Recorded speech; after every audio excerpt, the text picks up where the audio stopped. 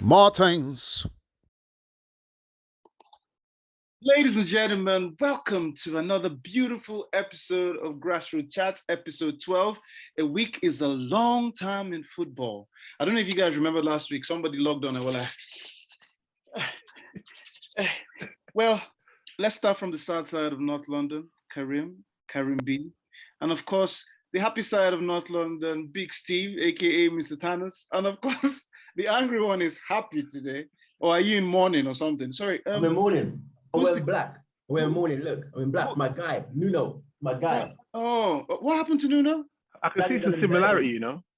Huh? What? I can see some similarity in the profile pictures. Shut up, man. What's he talking about? Is that you? Yeah. Oh well, let us begin. Let us begin, man. Breaking news today, man. It was breaking news, but I guess it was something we're all expecting. So Nuno was sacked after 4 months in charge. Statistically, he had 17 games. He had won 9, drawn 1, lost 7. So that's not too bad for a Tottenham team that is a bit trying to find their way. Well, Karim definitely doesn't agree. But I'll start with asking a very simple question. Is this the typical Daniel Levy move once again? Or was Nuno sacked too early, or was he sacked too quick? Or was it just a case that the fans just wanted better? Karim, we'll start with you. You were live at the game against Manchester United. How did that feel? I was live at the game. It was a horrible showing from Tottenham Spurs, if I'm honest. It's probably the poorest I've actually seen Tottenham play. Before that, I would have said it was the 8-0 spanking against Bayern Munich. But yes, on Saturday's performance, they looked like all the heads were down from the whistle was blown. And yeah, you can just tell that the environment was sour. The fans, us, we wasn't really cheering. Some of the decisions he made, why did he bring off Lucas Moura, for example? The crowds let him know that they didn't agree with his decision there. So sadly, as you lot know, by my previous episodes, I never want to see a Tottenham manager get sacked. But you're happy. Obviously, he's out of a job, and I know he's got families to feed and whatnot, so it's not nice, you know what I mean? So don't worry, he's getting 40 million for 6 months' work, so it's all right. 4 months. 4 months, yeah. So, okay. I think I think it's wasteful, if I'm honest. I believe that we should have got the man that we're after at the moment, first thing, and rather than going for Nuno, it just shows that, again, it's 40 million down the drain, which we could have really avoided, to be honest. So now the question here is, Mike, I'll go to you now. So we have, before Nuno was hired, because I'm going to Mike because Mike is really touched with this Nuno thing. And I'll go to you and ask this. So there were 8 managers that were contacted before Nuno. Nuno was the 9th choice. And what would have happened that 8 managers would have either refused or a deal couldn't be made?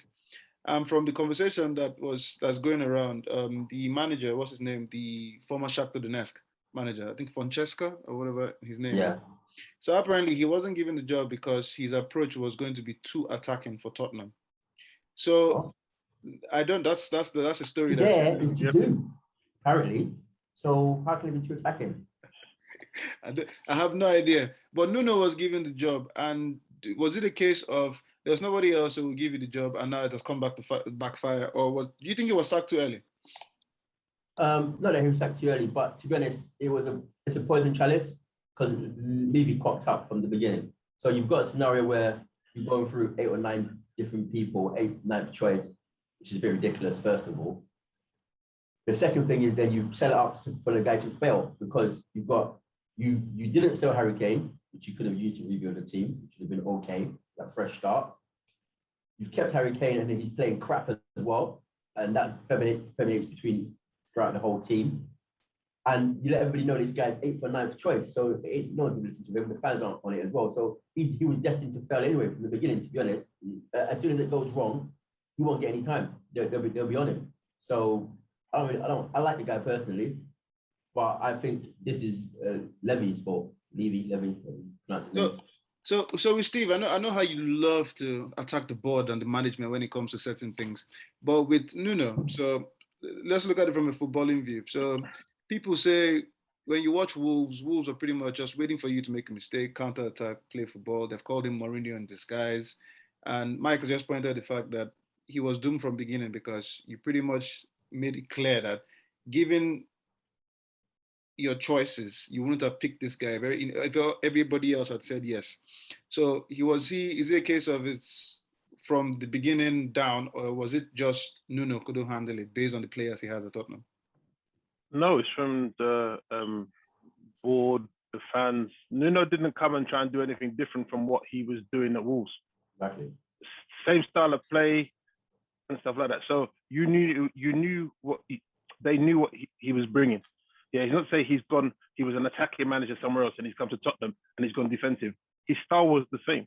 And as Mike said, like the whole Harry Kane situation, his 8th or 9th choice, he was doomed. You know what I mean? And at the end of the day, the board really need to look at themselves. They have no direction. Because how can you, the rumor is that it's Conte, right? So who's given from their previous negotiations? Because they're talking about signing him on an 18-month contract. Conte wants some money. Are Tottenham now going to give him money to spend?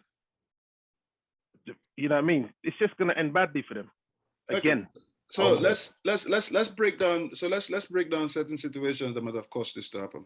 So Karim, now as Steve has pointed out, Conte refused it. So the story is that Conte refused it in the beginning, and now he's taking the job in 18 months. Now, do you think, apart from Nuno implementing whatever style he had at Wolves, which I remind a lot of people, it took time to actually get working in Wolves. Mm-hmm. But is it a case of he just wasn't a good enough manager because of the players he had? Or was it that he couldn't implement a style that to fit the current players? Bearing in mind, Mourinho couldn't even bring out the best of these players. So is it just Nuno's fault, or do the players have to be accountable at some point, Karim? For the last 3 managers, we've always said this,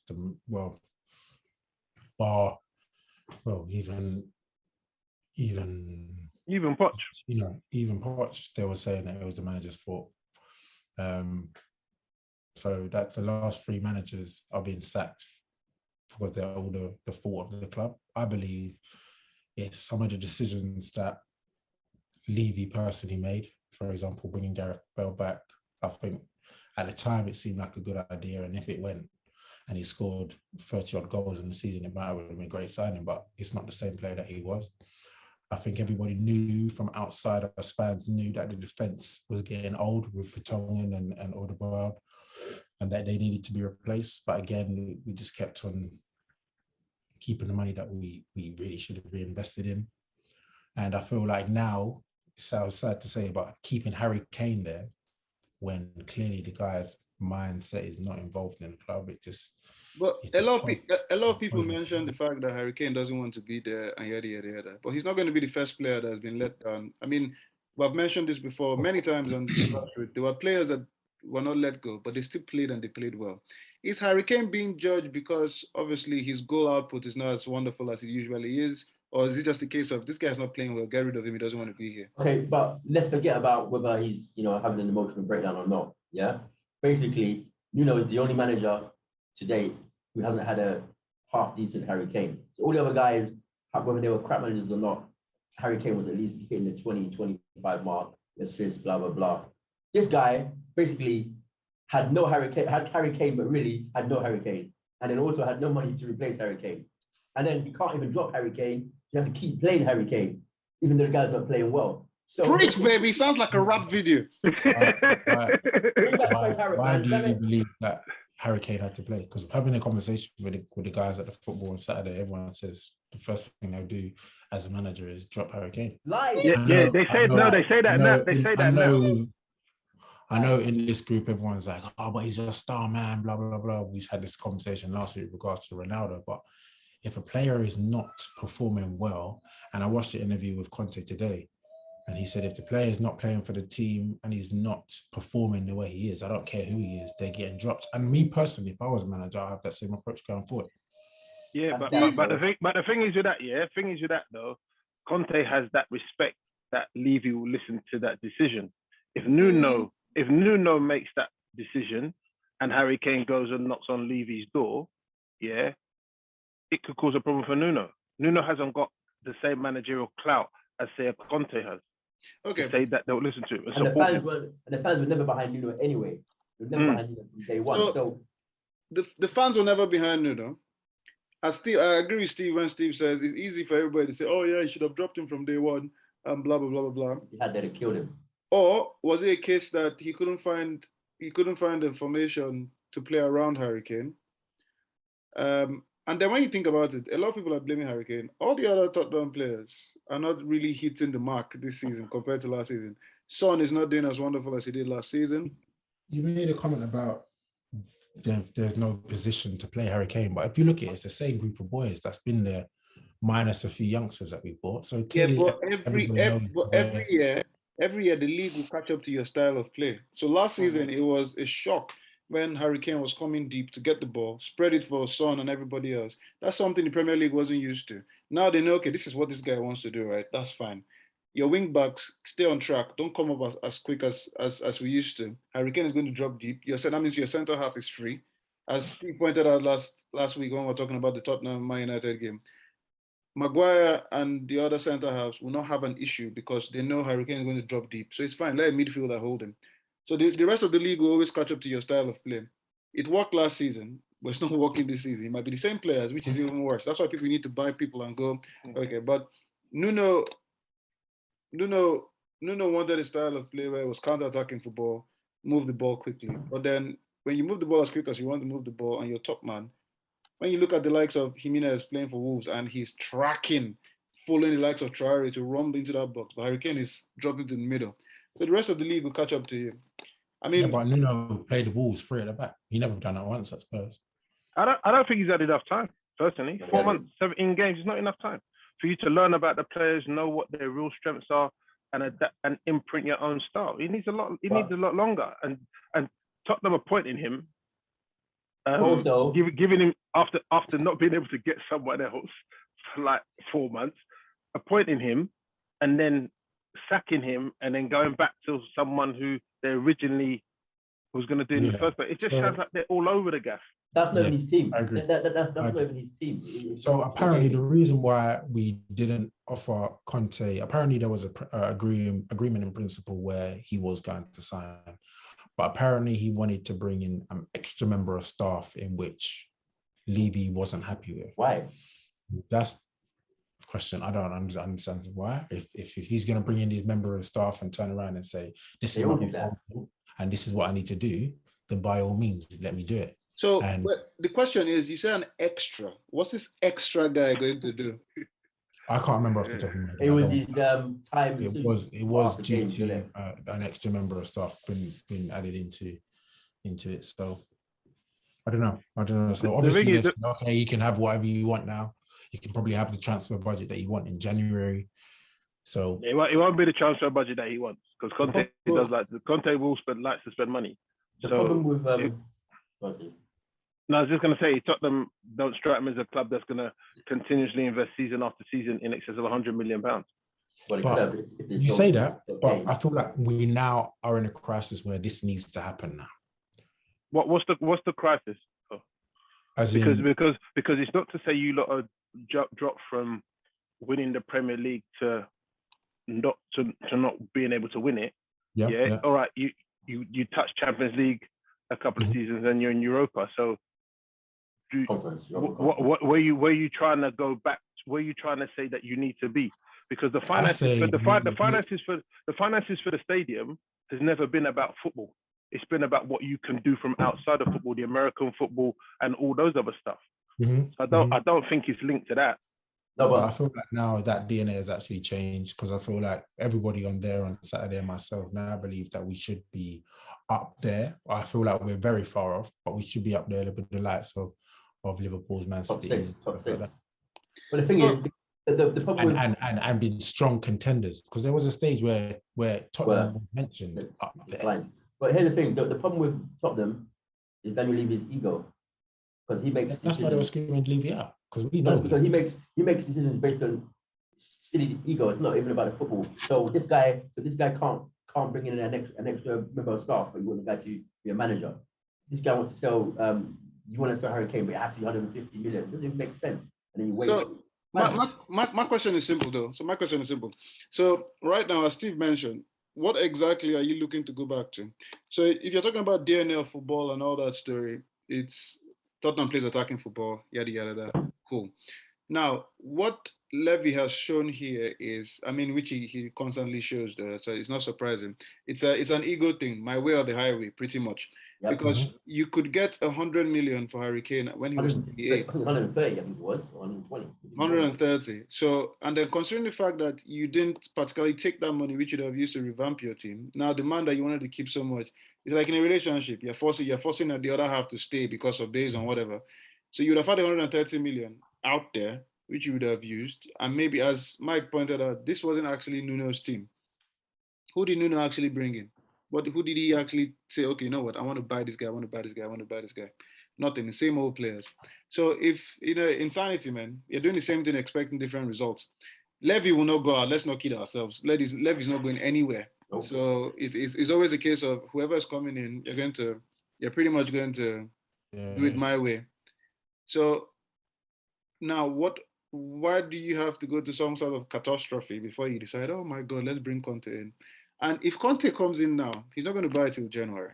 He's not going to buy it till January. Now, so the hope is that he will be able to use the players you have there to bring out the best, right? So your next couple of games, you're playing Everton away, Leeds at home, Burnley away, Brentford at home, Norwich, Brighton. So when you look at those fixtures, they're not, you wouldn't say, oh, they're like, yeah. So Conte can probably come in and win 5 of those games and everybody be like, oh, wow, such a wonderful change. He's doing it again. And then the same thing will happen again when it comes to transfer window. Will Levy give him that money? No, but the difference will be if Harry Kane starts scoring. You guys were really reliant on Harry Kane, like for goals, a lot. And you're a lot. You were, because now he's not scoring. You guys are struggling. Come on, well, the combination between Harry Kane and Son is just one behind the best combination. Exactly. I think they were done 52 and they're behind, can't remember, Lampard and Drogba or somebody. So there is style of football there, but it's the same players. But, well, we'll never know. That game was tagged El Sakiko. And did you see when Skip was skipped? Skip was skipped, man. That was classic. However, Man United did play well. And funny enough, they actually played a Conte style of football where they had 3-5-2, which is what Conte is very well known for. Now, I have 2 questions. The 3-5-2, based on how it worked on Tottenham, surely they're not going to use that formation for every team, because you have the likes of Sancho, you have Rashford, you have all these other guys on the bench. Pogba had a red card, so he didn't even make the team. So that's one. Number 2, does this make Ole's job any safer? I'll start with you, Karim, since you experienced the whipping firsthand. As again, this is obviously going by rumors, which you see on social media. I think they turn around and say he's got 3 games to save his job. So the fact that you lot beat us on the weekend, I think, is obviously a big bonus for him. But as you know, you probably go. Who have you got your next game? Man City next. So you got Atlanta in the. I mean, in the league, we have Man City, Watford, Chelsea. See, and Chelsea look like they're going to be on the smoke. Man City definitely is going to be up for it as it's a derby. And Atlanta, if you lose that, I feel like his job is then his head's on the line and really massively. What do you think? What do you think, Steve? I think, regardless of the results, I think Man United won't make the change that soon. I think they'll look at it strategically and say, if anything, look to get someone in probably after Christmas, towards the 3/4 mark of the season, and build for the next season, to clear out all, and for the person to have time make an assessment and then clear out for the summer, because there's a lot of talent there. And as I said last week, there's players that can turn it around and still win a cup and push up the league. So they're not that bad. They don't have that bad a squad. And I just don't think that they'll make a knee-jerk reaction because they don't have someone lined up already. What do you think, Mike? Is it Solskjaer relatively safe if he continues to grind wonderful results? And is 3-5-2 the best formation? For certain teams, yeah. He should be playing 3-5-2 against Watford, but against the Chelseas and the Man Cities, yeah, perhaps it's more solid and stuff. You've got to have to change your formation to suit the team that you're playing. I'm sure that's the way it's going to work if you're even a good manager, let alone an elite manager. But there's no point in sacking Oli unless you've got somebody to come in. And if Conte's not available now, what's the point? It's not as if Man United are in a bad position. Well, I mean, looking at it initially, we thought Conte wasn't available at all, even for Tottenham. And then the man is flying straight to Stansted. But has he signed though? Has he signed? Yeah, but the story is that he has been offered 18 months. I'm sure they're trying to dot out some guarantees and, certain things but this is another question. What does that mean though? Because they offered 8 other people a job beforehand, they didn't take it. Yeah, but right now they're speaking to this guy specifically. Now the question is very simple. With all the things that have been happening to managers going to Tottenham, how do you negotiate your contract as a top manager going to Tottenham? What do you say? At the end of the day, it's all about results, right? So before you even start talking about your salary, you might as well discuss your compensation figure. Forget salary, bro. The compensation figure, because you're gonna get sacked. Yeah. So try and say. I feel like that's every manager's job, though. If you're in the managing the big six, you've got to give results, though. Come on, man. And I feel like you've got to turn around and say, like, for example, I know Jose Mourinho in his contract was like, if he finishes outside the 8th, then there's a huge percentage, if you get sacked while you're 8th, there's this huge percentage on which you will lose, and we have to pay you. So I know as soon as we hit 8th, Levy said, okay, boom, that's the trigger. See you later. Bye. Forget your FA Cup final because I'll have to pay you more money. That was dumb though, wasn't it? That was dumb. So exactly the same thing with Nuno now. We're now sitting at 8th. Boom, see you later. It's time for you to go. Yeah, but hold on, we were 20th at one point, and now we're, I don't know what. That's your club, man. It doesn't make sense because one or two games and you're up and down the league. You can't. Of course, I get this. But we've got a different mindset. Even we're all embarrassing here. Like, we hadn't hit a shot on target a whole game, and that's 3 times this year. That's poor. Yeah, but Nuno's not the one shooting the ball, though, is he? No, but you've got to have some sort of tactics. Yeah, but Nuno is not telling them don't shoot, is he? Yeah, but for what? So you tell me, if Conte comes in now and all of a sudden we've got 10 targets on target, what's happening? You need to look at the players. You need to look at the players. If automatically the next game all the players are banging, maybe that is a problem. They probably looked at him and said, okay, I'll listen to Jose Mourinho. He's won the FA Cup, he's won this, he's won the Champions League. I'll listen to Pochettino because the way he manages. Nuno is managed. Karim, how does that make sense when you guys ain't ever won nothing? Nothing. So why are you picking and choosing about who you? Listen. I'm not in the dressing room. I don't know what's going on. I'm thinking of every possible aspect to understand why these boys are not playing. No, but the thing is, Tottenham, there's something bigger than that, right? Because even like there was no vote of confidence come out from the club to say we're back in Nuno. They've just got rid of him, right? And like even Conte, 18-month contract. What are you going to do in 18 months? The position Tottenham's in to make them. The boys coming back. That's why the boys coming back. If you wanted to make, say, title contenders, right? That's not enough. And if you're talking about Pochettino coming back, that's going to be even worse statement. I understand. Yeah. So the question is here. So, to answer your question, Steve, 18 months is a trial period, pretty much. The compensation will not be that high. And what's the worst that can happen? We just need this guy to keep us, make us stable. Yeah. Tuchel for Chelsea, his first contract was 18 months, and they won the Champions League, and then they've extended it for 3 or 4 years. But I understand that in Chelsea's situation because they used to winning. But with Conte now, what they're going to do is very simple. They give him 18 months.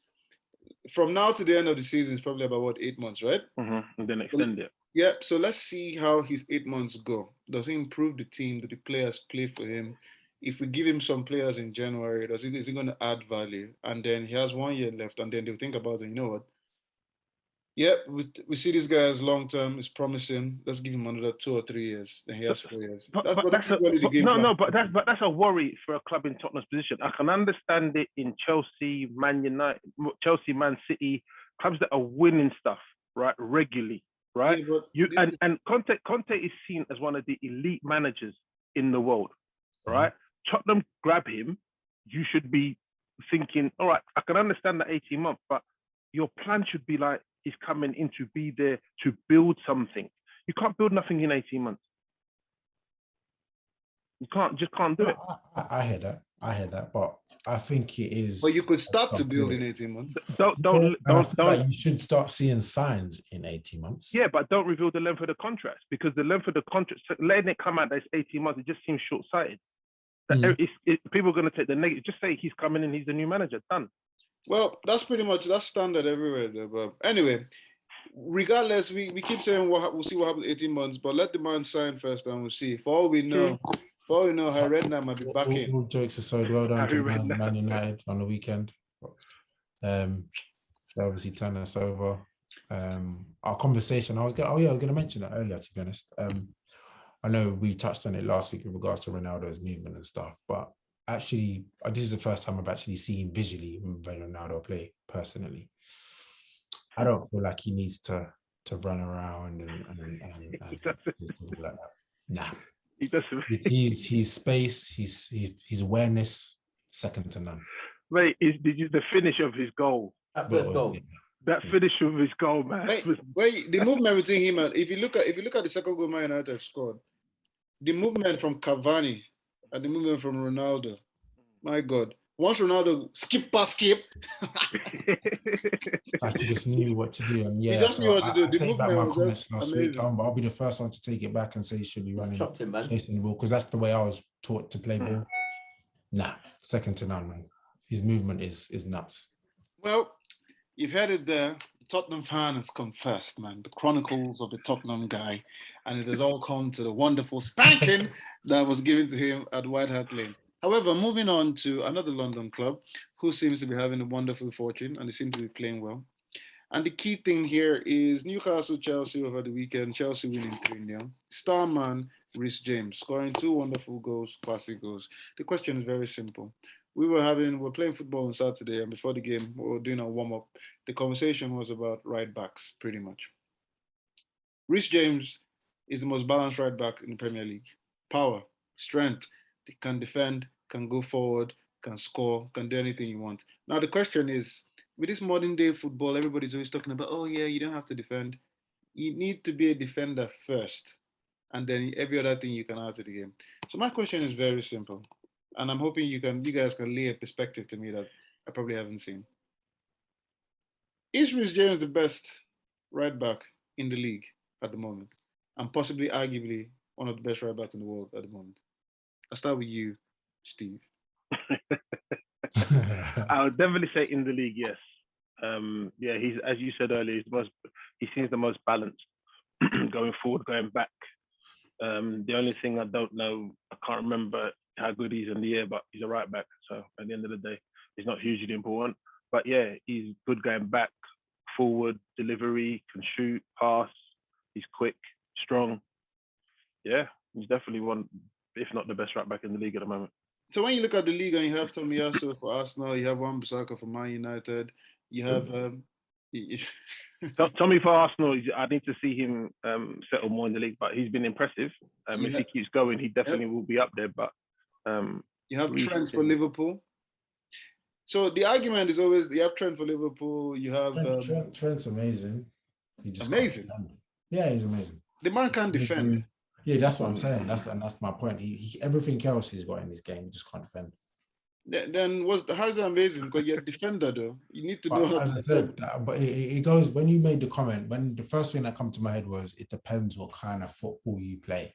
If it's a 4-4-2 when you want your defenders to be there constantly, then by all means, yeah, Reece James is the guy. He's the first pick off the street. So if it's straight in the back and you want to use some wing backs, but here's the thing.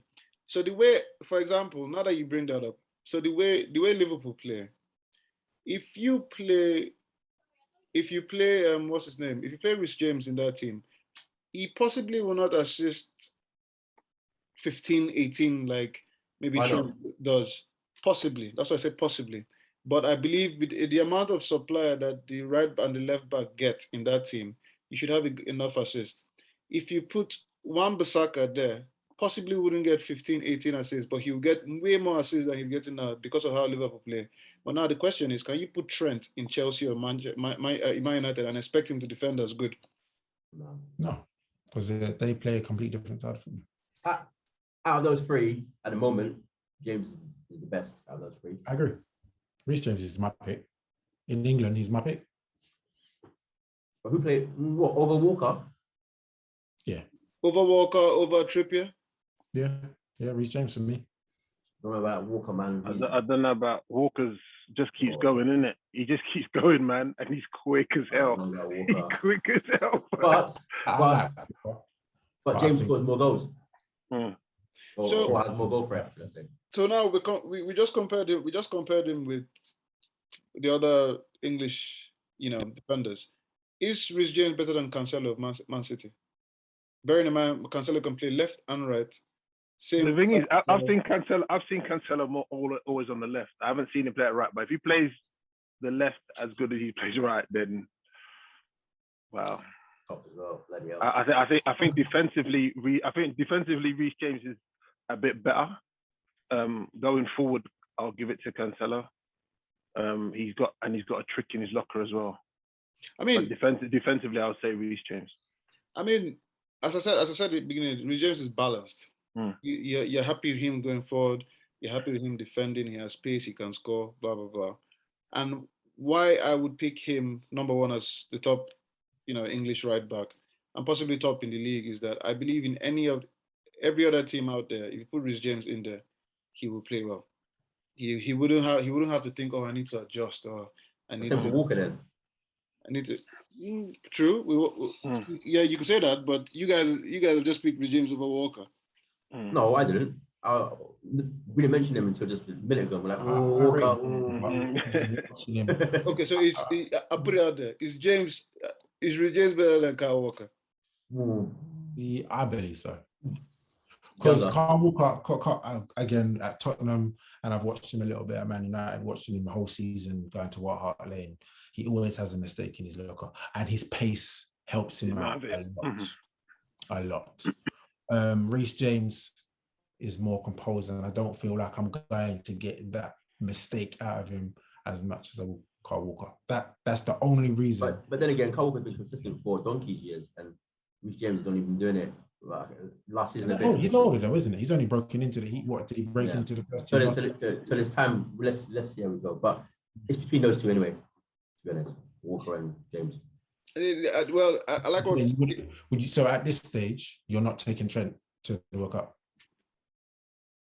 Oh, what? No, you tell me with your England head on that you had last week. Tell me. Are we taking him? Are we taking him?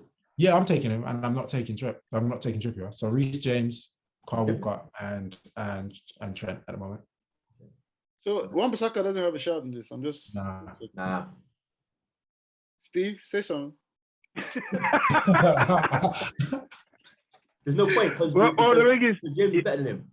Well, you could take Walker as a right back and a centre back, innit? Yeah. And James you could have James, Wan-Bissaka as right backs. What I think is unfair. What I think is unfair is Wan-Bissaka is judged based on his inability to go forward as much as the rest. No, he's not. But the thing is, let me just ask one question.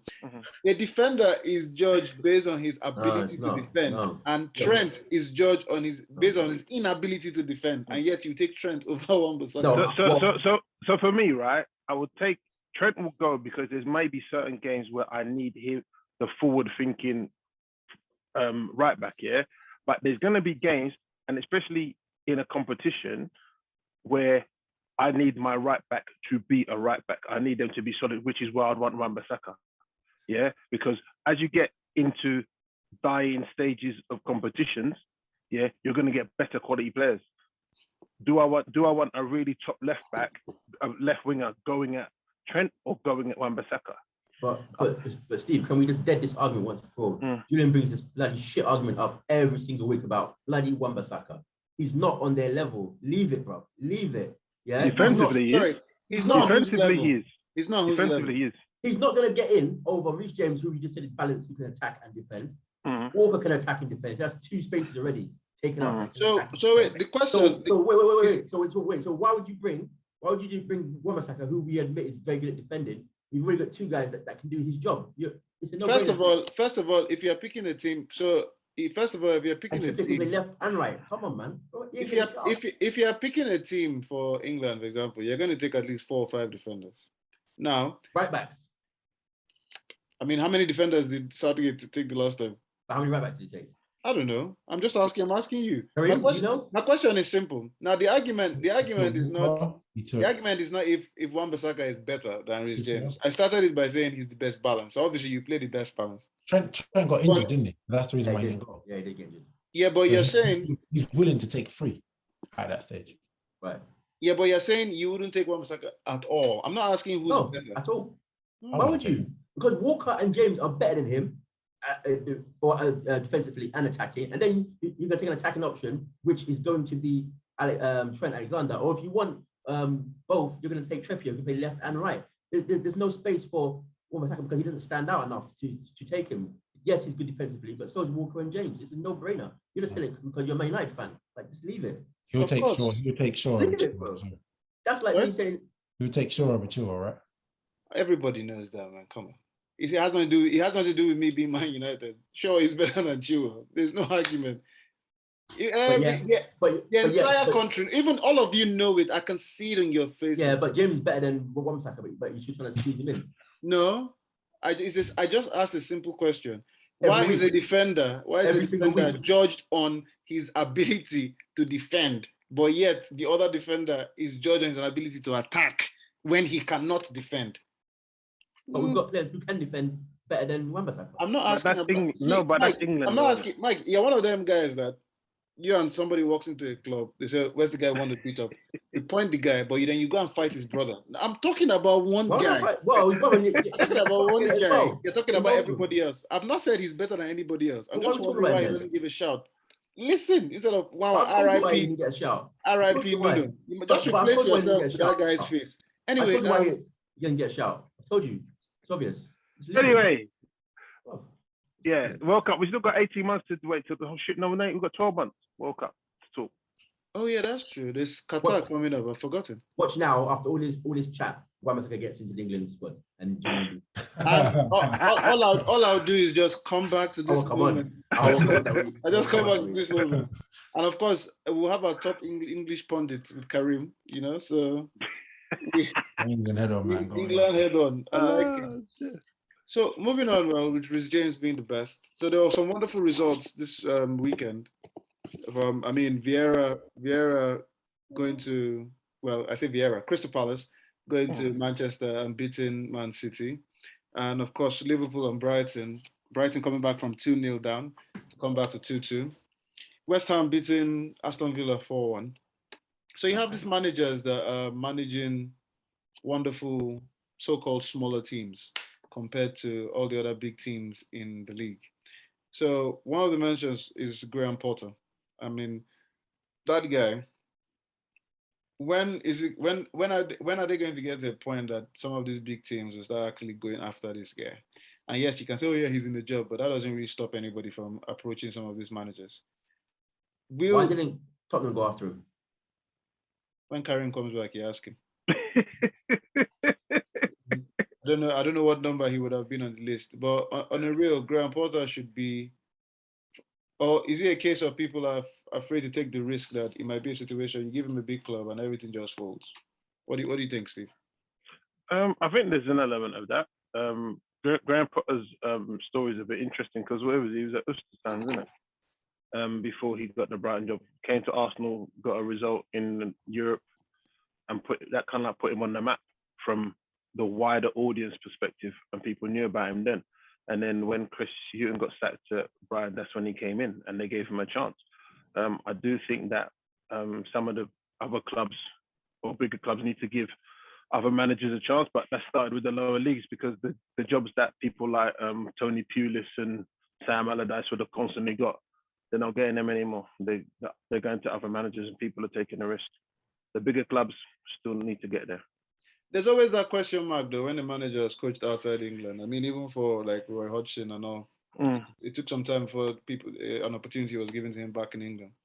And Graham Potter was given the opportunity with Brighton, and I'm sure a lot of people thought, oh, come on, this Brighton is going to go down. But not only has he improved the way they play, as in he has made them very difficult to beat. The style of football is actually attacking. It's not like so-called lower teams or smaller teams or they hold back. But this guy is actually coming out here. So this guy, I'm just trying to understand why he's never. Karim, Mike asked the question. Would you love, after your selection of 10, 11 managers that would take the job, would you take Graham Potter? And do you think he would have done a better job than Nuno? Not in 4 months. He could have won all his games in 4 months. It's just one of these conversations. It's hard to say unless you're in a job. But I feel like if they called his name the way the social medias are shouting Conte's name at the moment, I think every Tottenham fan's face will be dropped. I feel like we're at a stage now where we just want high-end managers, if I'm honest. We haven't got a high-end team. I knew you was going to say that. Well, but it's not. But it's not even about the team, though. I don't get. I feel like because of our success in the last 6 years and our increase, and we've now become a name to mention, I feel like we always want to be on top now. So if you look at the result he's done to Brighton and the way they're performing and the football they're playing, and yeah, I would love to. But is there to say that he can come in the Tottenham team and do exactly the same thing? I think he's like Nuno exactly again. But the thing is this though. So Chelsea were a top team, yeah. They had Lampard. It worked for a little bit, then it didn't work. But they had the raw materials there in their squad, yeah, more or less. So then they can go and get, and Man United as well, to be honest. But then they can then go and get an elite manager. Same with City when Pep goes, because they already got the raw materials.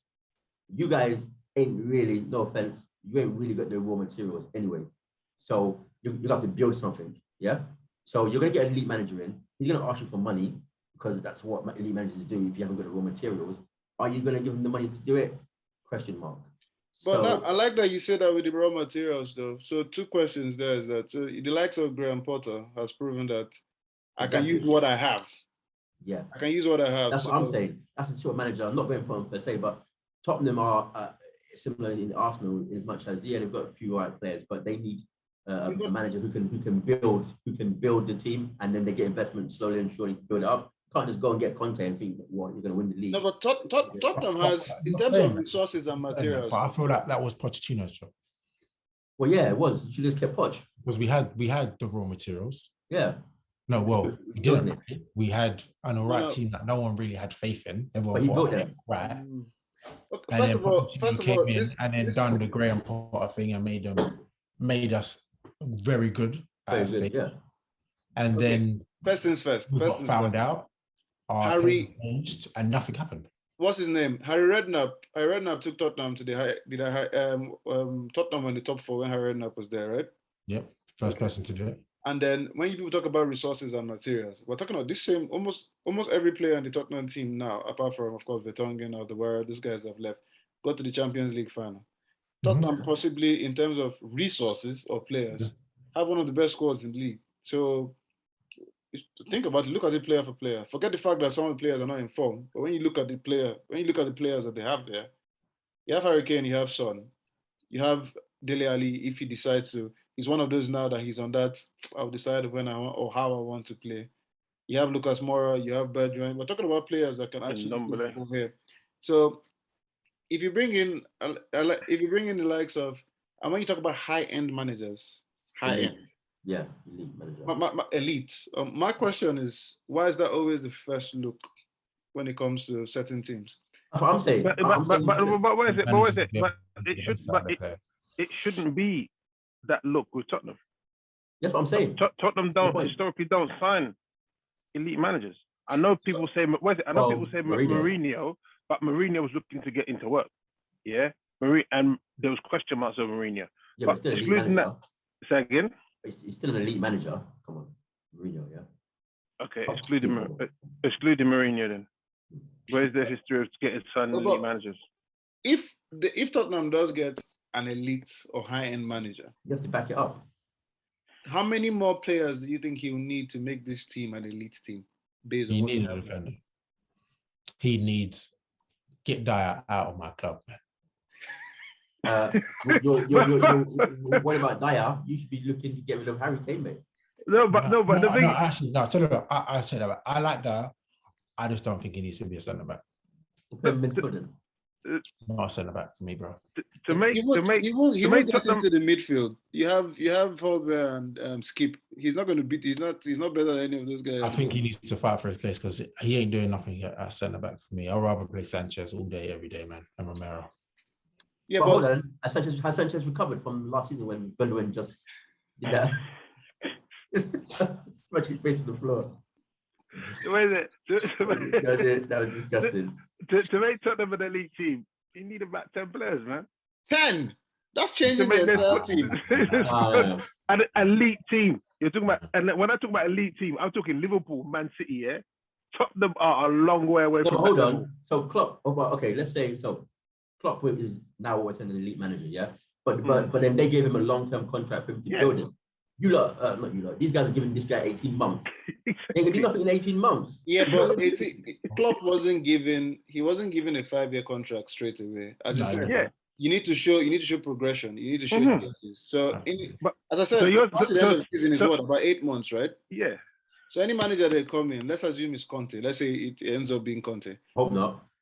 Conte has to show in 8 months that we've built something for next season. And then we can give him the players and all them things or whatever he wants. But then 10 players to make Tottenham elite. I don't know at 10. Okay, what's the benchmark? What's the benchmark to say, yeah, Conte's done a job, extend it, Karim? Karim, as Karim answer that then. Honestly, we're 8th now. Don't be dishonest. Just be honest.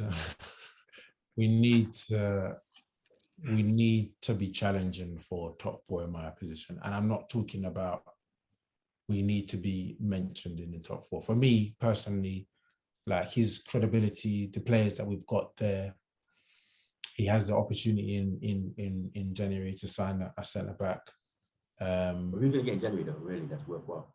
Well, unless it's a gem. I know he's very interested in that Inter Milan centre-back. I forget his name, but if we had him and Romero at the back, I feel like that wrong time to come to England from Italy when it's cold. Oh, and to get used to the league at that point. Ooh. So you're saying top 4 challenge, but there's no evidence that Nuno could have got you top 4, really. Well, but we don't know what they expect. Oh well, you say that at the beginning of the season, we won 3 games. Yes, there are 1-0 wins, but a win's a win. You know what I mean? So, but that's just getting Harry Kane and Son firing. Harry Kane and Son are firing. You're winning half those games. When it comes to the situation, I ask one more question. So you want to be mentioned in the top 4, and that's one of the best ways you can show progression. For me, yeah, that needs to be done. Okay, so I ask 3 of you the same questions. Let's assume 3 of you are managers.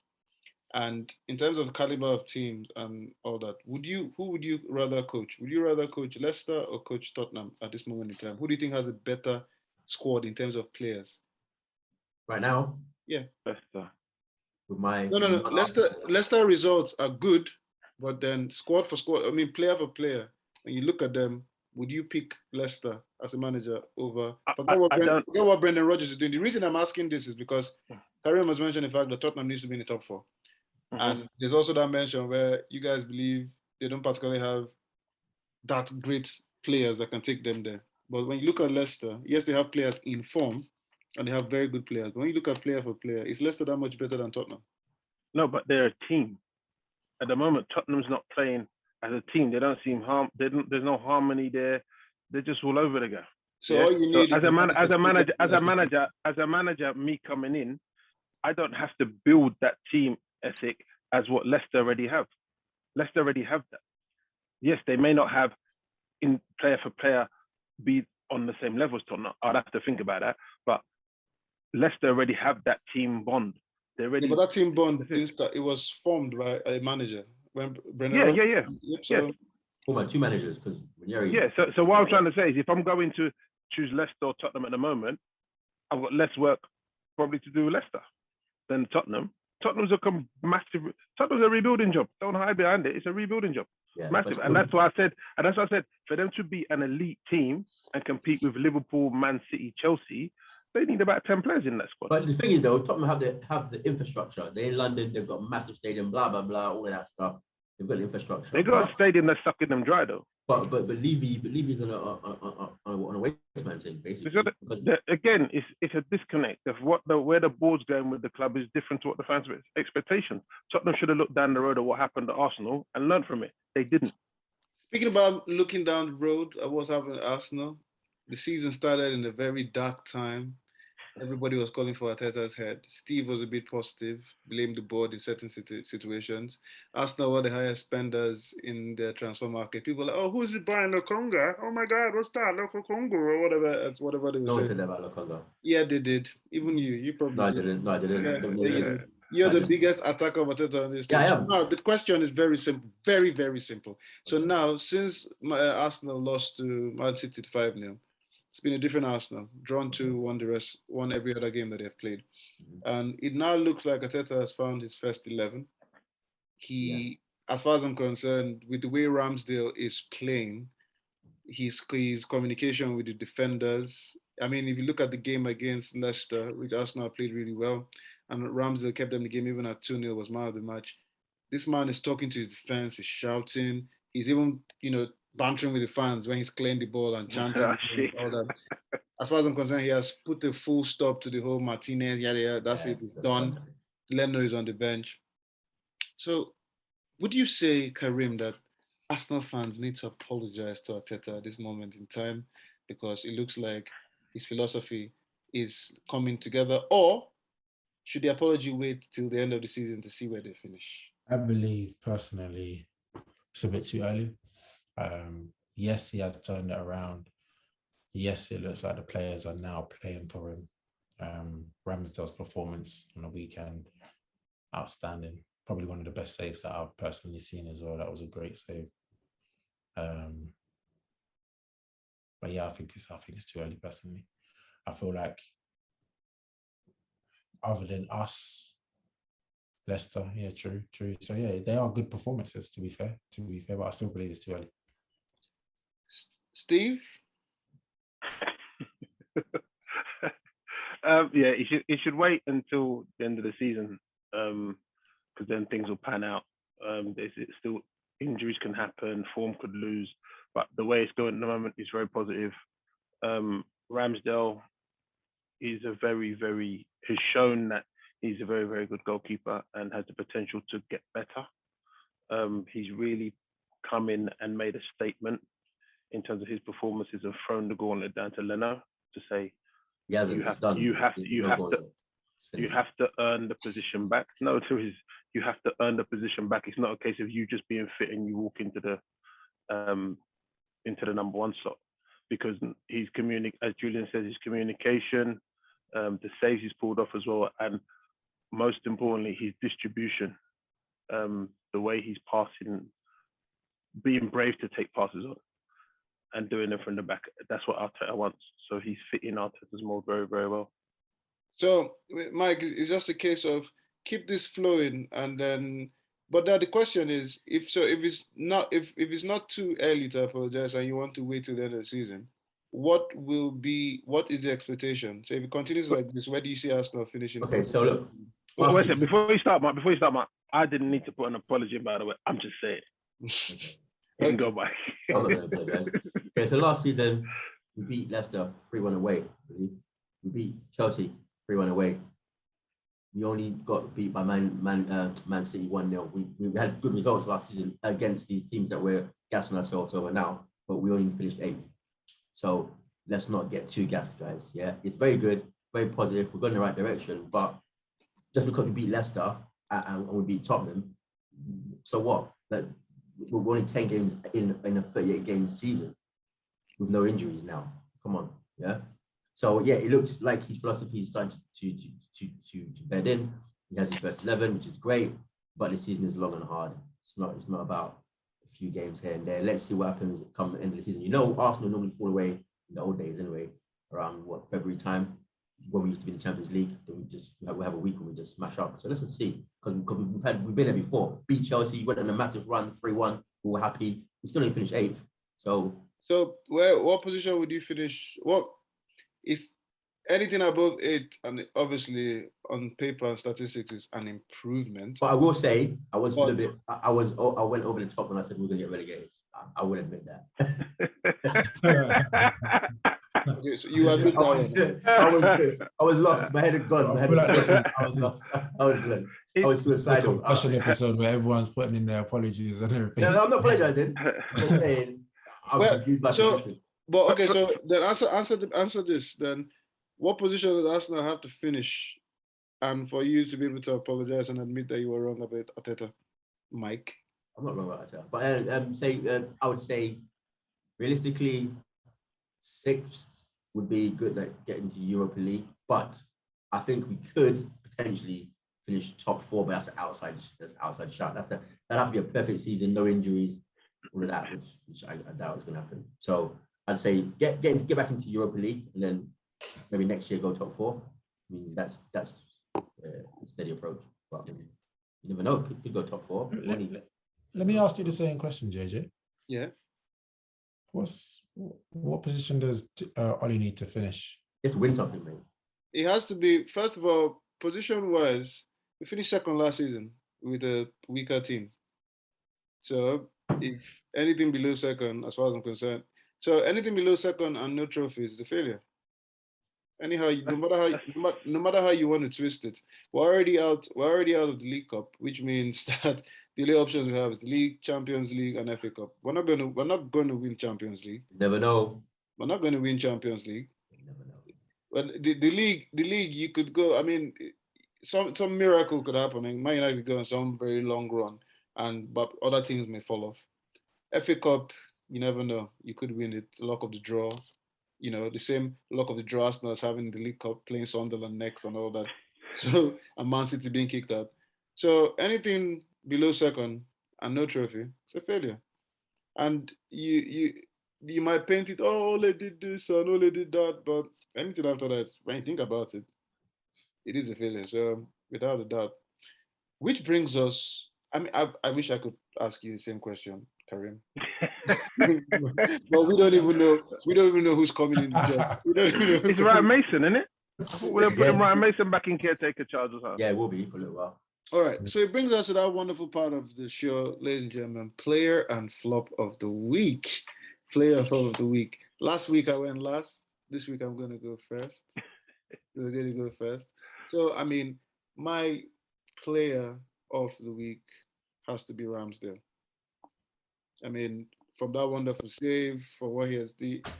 I mean, usually when you talk about improvements when it comes to football teams and everybody else, you usually talk about that player. Goalkeepers are hardly ever mentioned. But the changes bringing to the team, the saves, being the man of the match, even when your team is 2-0 up, I give it to Ramsdale. My flop goes to my good friend, Daniel Levy. Because as far as I'm concerned, majority of the problems could have been avoided at Tottenham if you just decided to let certain positions do what they need to do and delegate it rightly instead of trying. I mean, Levy should just tell us he wants to manage Tottenham. Let us know that it's like a fantasy football thing or, you know, football manager's game. But the guy, as far as I'm concerned, like the guy at Watford. I swear, as far as I'm concerned, the man is just, yes, he has improved the club in terms of infrastructure, branding, but he's ruining it when it comes to the main thing that the fans want, and that's football. Mike, player and flop of the week. I got Ramsdale, but if we went for Ramsdale, I'd say ESR because he's building there, looking good. Flop of the week, player-wise, I'd probably say Harry Kane, to be honest. Just that bystander, week in, week out. It's ridiculous. Yeah, those are the two for me. What do you think, Karim? Player of the week, Reece James. Performance. Feel like he's done well.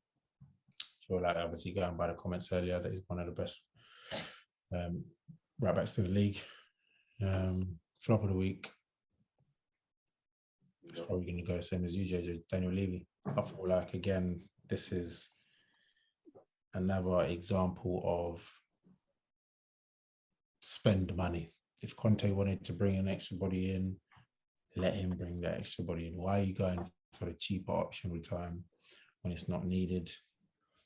And yeah, hopefully you've now learned your lesson and you're going to kick yourself in the teeth thinking I should have brought this guy in the summer.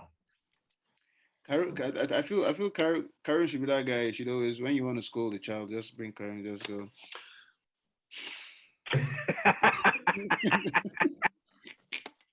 Steve? The Goalkeepers Union, Ramsdale. One of the best days I've seen in the league in quite a few years.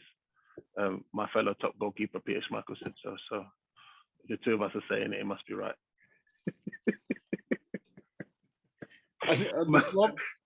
Flop of the week, Tottenham Hotspur Football Club. The Levy, the players, it's just a mess, man. It's just a mess down there. So flop of the week, Tottenham. All right. I'm looking forward to this coming weekend. So you have the Manchester Derby. After City had lost to Crystal Palace at home, Man United is at home to Man City. Predictions, Karim.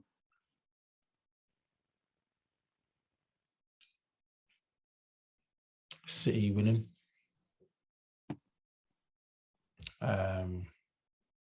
Tottenham winning.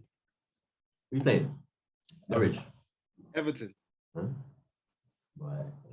So we've got Tottenham playing Everton away on Sunday.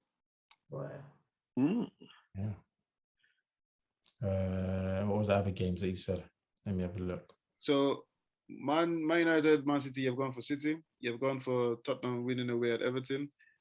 Arsenal playing Watford at home on Sunday. Who are you going for? Arsenal should win that.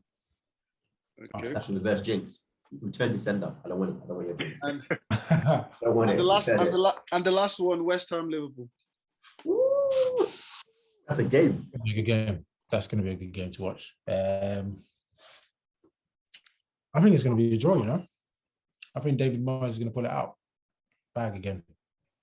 The reggae boy Antonio is gonna be in on the case again. All right, let us see. Steve, Man United, Man City Saturday, 12:30 kickoff.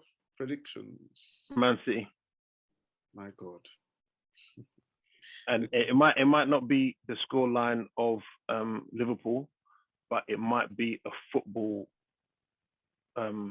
death by 1,000 cuts or whatever it is. They might just give you like a footballing lesson. Torturous guy, you. No, I'm just saying that's how it is, man. If Pep plays it right, it can be really bad for Man United in terms of football. All right. Arsenal, Watford. Arsenal. Everton, Tottenham. Everton. And West Ham, Liverpool. Liverpool. West Ham's good, they're doing well, but Liverpool at the moment, they're on fire. And I think up front, they're too quick. Mike, Liverpool. Man United, Man City.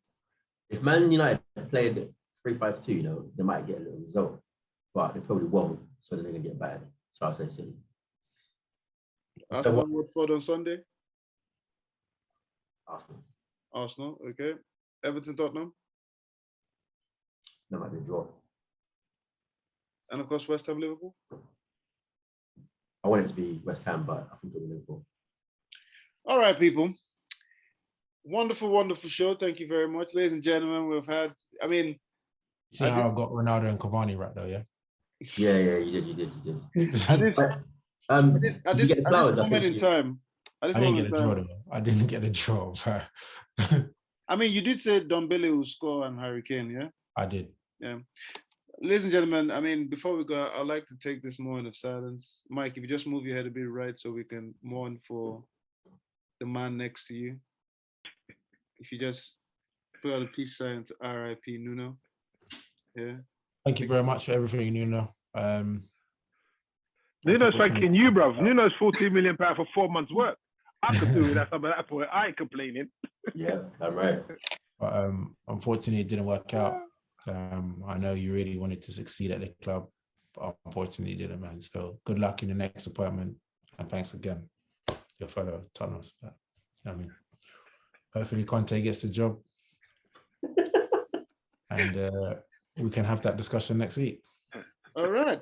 Ladies and gentlemen, it's been another episode of Chapters. Goodbye. Chapters? What? What's Grassroots? I need to edit that.